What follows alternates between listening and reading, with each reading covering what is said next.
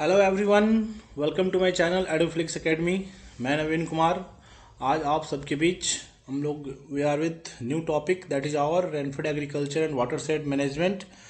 So some of the portions that we have studied in our classes, and again I am doing the revision for you. Okay, so please go through the videos and read it carefully. If you get any kind of problem, then mention your doubt in the comment section. Okay, so before starting the this particular topic, I would like to request my dear students, if those students who have not liked, share and subscribe my channel, then please do it. Okay, so without any delay, let's begin our topic, rainfed agriculture and watershed management. And in classes I have also told you the meaning of this particular subject in Hindi: वर्षा आधारित कृषि और जल संरक्षण प्रबंधन. Okay, how, what is the importance of rainfed agriculture and how we maintain, how we conserve water in that areas where rainfall is not falling in proper time, where rainfall is not occurring in proper time. Okay, so in that particular areas farmers mostly do water shed management practices. They do the water harvesting techniques to conserve the water to use in such areas, such time when they are facing rainfall security. Okay, rainfall insecurity. So let's come to our slide and we will see what is mentioned in our slide. So as you can see here, rainfed agriculture is also known as dryland agriculture. Okay, rainfed agriculture को हम हिंदी में क्या बोलते हैं? वर्षा आधारित कृषि बोलते हैं. ओके, ड्राईलैंड एग्रीकल्चर क्या होता है? शुष्क कृषि, मतलब वैसे क्षेत्र जिस क्षेत्र में there is no means of irrigation facilities. Okay, in that areas farmers are mostly reliant on rainfed for their practices of agriculture activities. Okay, so as in the slide you are seeing that rainfed agriculture refers to a type of farming that relies primarily on rainfall for water rather than irrigation or other artificial means of water supply. So what you can see here, rainfed agriculture in particular areas, farmers strictly, they are totally dependent on rainfall for their cultivation, as we studied in this particular slide.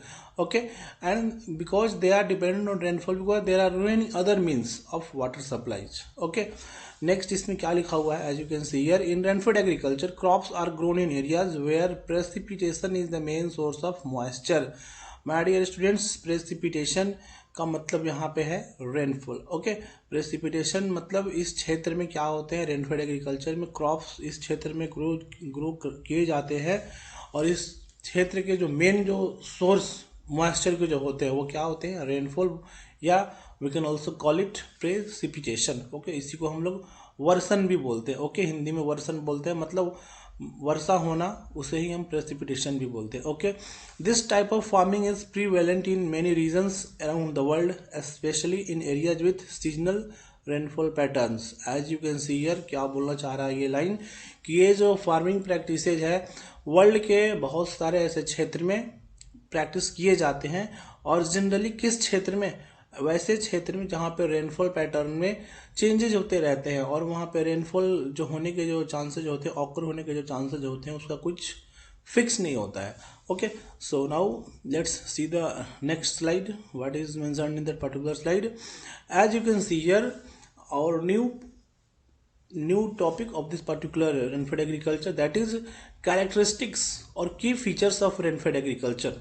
Okay, why rainfed agriculture, what are the characteristics, okay, of rainfed agriculture, that we will see. First point is that reliance on rainfall.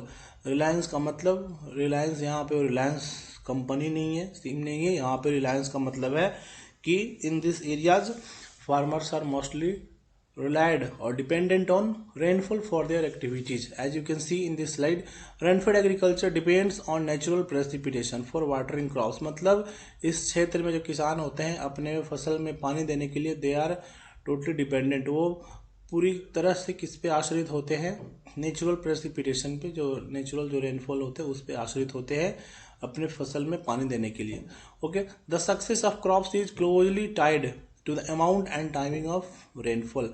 और इसमें क्या है, जो हमारे फसल जो होते हैं उनका जो सक्सेस रेट होता है वो किस पे डिपेंड होते हैं, that is the timing of rainfall. If rainfall is occurring on proper time तो क्या होगा, we will get good yield. Okay, we will get good yield. जब हमें गुड इल्ड मिलेंगे तो क्या होगा, we will get good amount of income. Okay, दूसरा क्या है इसमें, seasonal variability. As you can see the term self indicate seasonal variability, मतलब इसमें वेरिएशन होते रहते हैं according to the season. As we can see here, rainfall is often seasonal. Rainfall क्या होते हैं, एक पर्टिकुलर सीजन में ही रेनफॉल ऑकर होती है with wet and dry periods. कुछ समय तक नमी रहती है और मोस्ट ऑफ द टाइम क्या होता है, ड्राई पीरियड रहता है। उस क्षेत्र में हमेशा शुष्क क्षेत्र रहता है, मतलब उस क्षेत्र में वर्षा नहीं होती है तो ऑब्वियसली क्या होगा, that area will face like dry conditions. Okay, there will be a scarcity of moisture. Next इसमें क्या लिखा हुआ है, farmers need to plan their planting and harvesting activities based on the availability of water. तो इस क्षेत्र में क्या होते हैं, किसान को उनको एक प्रॉपर प्लानिंग करने होते हैं। ओके, कि उनके क्रॉप्स को कब प्लांट करना है, हार्वेस्टिंग कब करना है, ओके, वाटर के अवेलेबिलिटी पे अकॉर्डिंग। दूसरा इस तीसरा पॉइंट क्या लिखा हुआ है, my dear students, vulnerability to drought. Vulnerability to drought का मतलब क्या हुआ कि इस क्षेत्र में जो क्रॉप लगाए जाते हैं वो ड्रॉट के प्रति बहुत ही वीक होते हैं। अगर उस क्षेत्र में अगर रेनफॉल नहीं होती है तो क्या होता है, उस क्षेत्र में क्रॉप वो प्रॉपर तरीके से कल्टिवेट नहीं होंगे। वही चीज इसमें लिखा हुआ है, लैक ऑफ रेनफॉल और drought conditions can have a severe impact on rainfed agriculture. Okay, अगर उस क्षेत्र में वर्षा की कमी हो जाती है या ड्रॉट कंडीशंस ऑकर हो जाते हैं तो क्या होगा, उस पर्टिकुलर क्षेत्र में बहुत ही उसका एक बहुत ही हैरास इम्पैक्ट होगा, बहुत ही उसका सीवियर मतलब बहुत ही कठिन, मतलब एक तरह से बोल सकते हैं हम लोग उसका नुकसान होगा। रेनफेड एग्रीकल्चर जो हम क्रॉप्स लगाते हैं इस पर्टिकुलर क्षेत्र में, droughts can lead to crop failure, reduce yields and economic hardships of for farmers. As you can see here, अगर इस क्षेत्र में ड्रॉट अगर हो जाते हैं, मतलब अगर इस क्षेत्र में हमारे क्रॉप क्या है, वल्नरेबल है, ड्रॉट के प्रति वो अडेप्ट नहीं कर पाते हैं, सस्टेन नहीं कर पाते हैं, तो उस क्षेत्र में क्या होगा, our crop will fail. Okay, and जब हमारा क्रॉप फेल्यूर हो जाएंगे तो क्या होगा, ultimately we will not get the desired yields. And जब डिजायर्ड यील्ड हमें नहीं मिलेगा तो क्या होगा, farmer will face economic problem. Okay, next point देखते हैं हम लोग, cropping patterns. Farmers in rainfed areas often practice specific cropping patterns and choose crops that are better adapted to the local climate and rainfall patterns. As you can see here, कि जो किसान जो होते हैं इस particular rainfed agriculture, dryland agriculture के respect में cropping patterns, एक प्रॉपर क्रॉपिंग पैटर्न्स को क्या करते हैं, स्पेसिफिक क्रॉपिंग पैटर्न्स को फॉलो करते हैं और क्रॉप्स को सिलेक्ट करते हैं जो कि उस पर्टिकुलर क्लाइमेट में क्या करे, रेनफॉल पैटर्न में वो सस्टेन कर जाए। ओके, आप लोग पढ़े भी होंगे क्रॉपिंग सिस्टम और cropping pattern. Cropping pattern very करता है, एक डिस्ट्रिक्ट टू डिस्ट्रिक्ट वेरी करते हैं, बट क्रॉपिंग सिस्टम क्या होते हैं, ओवरऑल पूरे इंडिया में जो एक पर्टिकुलर हम सिस्टम को लेकर चलते हैं, बट क्रॉपिंग पैटर्न क्या है, अलग अलग डिस्ट्रिक्ट वाइज, स्टेट वाइज ये वेरी करते हैं। ओके, वाटर कंजर्वेशन और क्रॉपिंग पैटर्न जो आपके हैं अलग अलग रेनफेड के केस में, ड्राईलैंड के केस में, अलग अलग क्षेत्र में, जैसे ड्राई फार्मिंग हम लोग आगे भी देखेंगे, dry farming, dryland farming, rainfed farming, तो उन केस में क्या क्रॉपिंग पैटर्न वेरी करता है। किसी में लोग सिंगल क्रॉपिंग लगाते हैं, किसी में मल्टीपल क्रॉपिंग लगाते हैं। ओके, नेक्स्ट इसमें क्या लिखा हुआ है, water conservation techniques to cope with variability in rainfall. Farmers में adopt water conservation techniques such as rain water harvesting, mulching and soil moisture conservation method। My dear students, ये क्या कहना चाह रहा है कि जब इस केस इसका पहले तो हम लोग I think it's clear to everyone कि हम लोग अभी पढ़ क्या रहे हैं, कैरेक्टरिस्टिक्स पढ़ रहे हैं। तो लास्ट हमारा भी जो पॉइंट है स्लाइड का, वाटर कंजर्वेशन टेक्निक्स, मतलब इस क्षेत्र में किसान को क्या है, रेनफॉल में वेरिएबिलिटी होती है, तो उस केस में किसान को पानी को कैसे हम संरक्षण करें, पानी को कैसे स्टोर करें, ऐसे तकनीक्स को एडॉप्ट करने हैं, जैसे कि rain water harvesting. Okay, rain water harvesting हमें करने हैं, हार्वेस्ट करने हैं, रेन वाटर को कलेक्ट करना है एक पर्टिकुलर किसी भी टैंक में, पर्टिकुलर कोई भी एक स्टोरेज चैनल बनाकर। दूसरा हम लोग मल्चिंग करेंगे। तीसरा हम लोग सॉइल मॉइस्चर कंजर्वेशन को स्टोर करने का मेथड तैयार करेंगे। ओके, तो ये कुछ इसके कैरेक्टरिस्टिक्स फीचर्स हैं रेनफेड एग्रीकल्चर के। नेक्स्ट स्लाइड में हम लोग देखते हैं, that is a continued part of this characteristics of rainfed agriculture. आगे इसमें क्या है, रिस्क एंड अनसर्टेनिटी। इस केस में क्या होते हैं रेनफेड एग्रीकल्चर में, रिस्क होते हैं और अनसर्टेनिटी होते हैं, मतलब कुछ इसमें श्योरिटी नहीं है। इसमें क्या लिखा हुआ है उसको हम लोग देखते हैं। Rainfed agriculture is generally riskier than irrigated agriculture due to unpredictability of rainfall. Farmer face uncertainties regarding the timing and amount of rainfall which can impact crop yields. As you can see here my dear students, rainfed agriculture क्या है, बहुत ही riskier होते हैं, बहुत ही challenging होते हैं। किसके comparison में? इरिगेटेड एग्रीकल्चर में। आई थिंक आप यहाँ इरिगेटेड एग्रीकल्चर समझ रहे होंगे। इरिगेटेड एग्रीकल्चर ऐसे एग्रीकल्चर होते हैं, ऐसे क्षेत्र जिस क्षेत्र में आर्टिफिशियल सोर्स ऑफ मेथड है वाटर अप्लाई करने का फील्ड में। ओके, तो उस केस में ये जो रेनफेड एग्रीकल्चर होते हैं बहुत ही चैलेंजिंग होते हैं। क्यों? क्योंकि हम लोग इसमें रेनफॉल का कुछ प्रेडिक्शन नहीं होता कि कब रेनफॉल होगी या नहीं होगी। तो उस केस में क्या होता है, farmer face uncertainties regarding the timing. In that case farmer face lot of problem regarding the timing of their cultivation of crops. And जब रेनफॉल का उनको कुछ टाइमिंग नहीं पता होता है तो क्या होता है, which leads to the failure of their crop. Okay, अगला इसमें क्या लिखा हुआ है, next point, that is agro ecological diversity. Rainfed regions often exhibit diverse agro ecological conditions. Okay, rainfed क्षेत्र क्या होते हैं, ऑफन वो एग्रो इकोलॉजिकल कंडीशंस, उनमें जो डाइवर्सिटी जो हम लोग देखते हैं फ्लोरा एंड फाउना का, वो क्या होता है, जनरली वहाँ पे नहीं होते हैं, डाइवर्सिटी नहीं होते हैं फ्लोरा एंड फाउना का। Farmers need to adapt their practices to the specific characteristics of the local environment. और फार्मर्स को क्या, उनको एक प्रॉपर एक प्रैक्टिसेस को अडेप्ट करने होते हैं according to their local environment. I think ये स्लाइड क्लियर है आप सभी को। सो नेक्स्ट स्लाइड में हम लोग देखते हैं कि हमारा क्या पार्ट है। आगे आप देख सकते हैं, अभी तक हमने पढ़ा कि कैरेक्टरिस्टिक्स क्या है। नेक्स्ट इसमें क्या है, problems of rainfed agriculture. Rainfed agriculture में क्या क्या समस्याएं किसानों को फेस करने होते हैं। ओके, तो लेट्स सी। क्लाइमेट वेरिएबिलिटी, आप नाम से ही आपको इंडिकेशन हो रहा है कि क्लाइमेट में इसमें वेरिएबल होते रहते हैं, climate time to time change होते रहते हैं। ओके, क्या है इसका पॉइंट, अंदर का point, erratic rainfall. Erratic rainfall का मतलब क्या होता है, रेनफॉल का कुछ फिक्स नहीं होता है कि रेनफॉल कब होगी नहीं होगी। ओके, वही चीज लिखा हुआ है, dependence on rainfall makes crop vulnerable to variations in precipitation. Okay, मतलब जो क्रॉप रेनफॉल पर डिपेंडेंट होते हैं वो क्या करते हैं। Okay, dependence on rainfall makes crops vulnerable to variations in precipitation. Unpredictable and irregular rainfall patterns can lead to drought. इस केस में क्या होता है, जो क्रॉप हमारे रेनफॉल पे डिपेंडेंट होते हैं तो उस केस में क्या हो जाता है, अगर ड्रॉट कंडीशंस ऑकर हो जाती है तो क्रॉप्स उस केस में वल्नरेबल, मतलब अपने आप को अडेप्ट नहीं कर पाएंगे। दूसरा चीज क्या है, अनप्रेडिक्टेबल, जो रेनफॉल का क्या कुछ प्रेडिक्शन का टाइम नहीं है, इरेगुलर रेनफॉल होते हैं, कभी वर्षा होगी कभी नहीं होगी।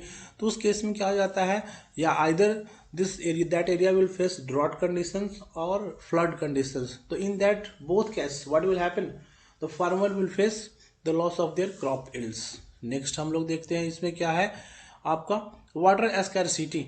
इस क्षेत्र में क्या होते हैं, या तो ज्यादा वर्षा होगी या तो होगी ही नहीं। तो जब वर्षा नहीं होगी उस केस में क्या होगा, पानी की कमी हो जाएगी। And due to this we have to work on limited water. उस केस में क्या हो जाता है, हम लोग लिमिटेड वाटर सप्लाई कर पाते हैं। Okay, in many rainfed regions water availability is critical issue.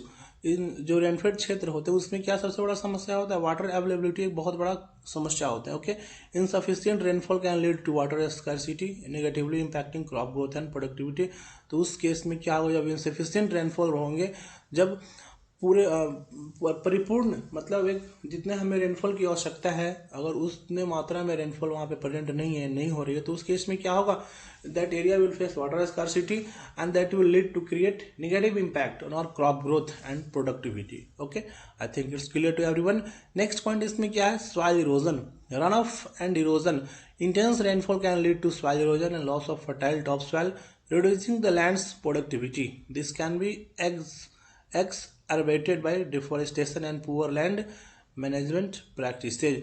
इस क्षेत्र में क्या होंगे, सॉइल इरोजन का समस्या होगा। क्यों होगा, क्योंकि जब ज़्यादा वर्षा होगी इस क्षेत्र में तो क्या होगा, पानी रन ऑफ होगा, पानी एक कंटिन्यू वे में फ्लो होगा।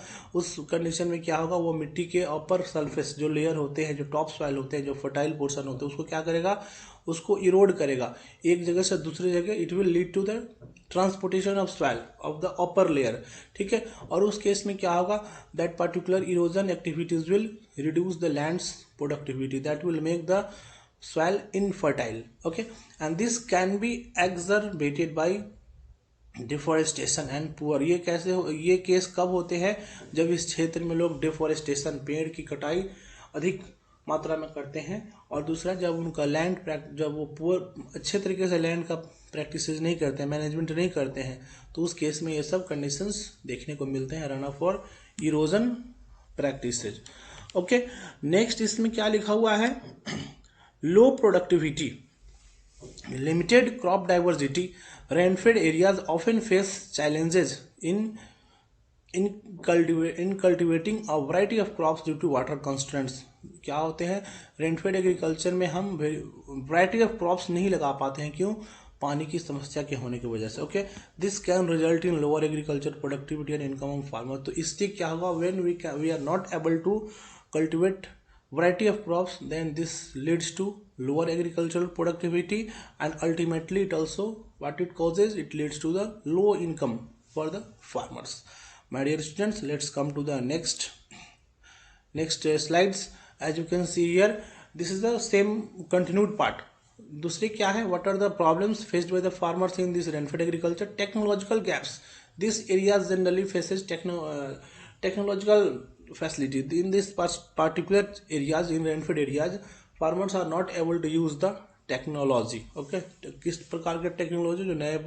जो भी नए प्रकार के जो इनोवेशंस, टीरेज प्रैक्टिसेस इन्वेंट किए गए हैं किसानों को काम को आसान करने के लिए, उस क्षेत्र में अभी भी टेक्नोलॉजी का प्रॉपर तरीके से अवेयरनेस नहीं है। फार्मर्स इन रेनफेड रीजन्स में have limited access to modern agricultural technologies which can hinder the adoption. Okay, वही चीज लिखे हुए हैं। इस क्षेत्र में क्या होता है? जो आधुनिक कृषि के तकनीक है अभी भी वहाँ पे इवॉल्व नहीं हुआ है, जिससे क्या होता है? उनके फार्मिंग प्रैक्टिस सही तरीके से नहीं हो पाते हैं। नेक्स्ट इसमें पॉइंट क्या लिखा हुआ है my dear students? Risk and vulnerability. As you can see कि इस क्षेत्र में रिस्क बहुत होते हैं, चैलेंजेस बहुत होते हैं। क्यों? क्योंकि वहाँ पे रेनफॉल के इरेटिक कंडीशन है, क्योंकि किसान वहाँ पे जनरली रेनफॉल पे ही आश्रित होते हैं। ओके, तो इस केस में जब रेनफॉल नहीं होगी तो क्या होता है? वहाँ पे किसानों के क्रॉप पे फेलियर होने के चांसेस ज़्यादा रहते हैं। Livelihood challenges, poverty and food insecurity. इस केस में क्या होगा माय डियर स्टूडेंट्स? जब रेनफेड एग्रीकल्चर में किसान रेनफॉल पे आश्रित है, जब उस केस में रेनफॉल नहीं हो रही है, तो वहाँ पे क्या होगा? That particular situation will lead to create poverty and food insecurity. उस केस में क्या होगा? खाद की असुरक्षा होगी, खाद वहाँ फूड का वहाँ प्रॉपर प्रोडक्शन नहीं होगा। उस केस में क्या होगा? It will lead to poverty and hunger. And farmer का जो बेसिक नीड है, they will not be able to meet their basic needs, and they are not able to make a stable income from their crops. I hope it's clear to everyone. Next slide में हम देखते हैं इसमें क्या लिखा हुआ है my dear students?